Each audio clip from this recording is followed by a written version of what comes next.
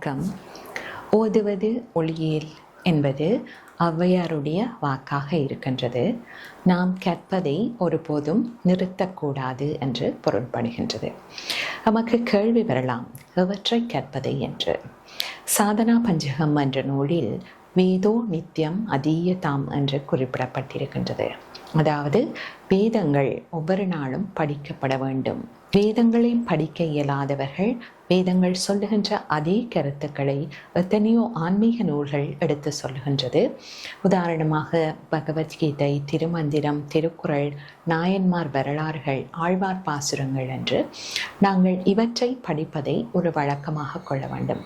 இவற்றை படிப்பதனால் இவை எமது எண்ணங்களை உயர்வாக வைத்திருக்க உதவுவதுடன் ஒரு திசை காட்டி போன்று செயற்பட்டு நாம் சரியான பாதையில் பயணிப்பதற்கு துணை நிற்கின்றன.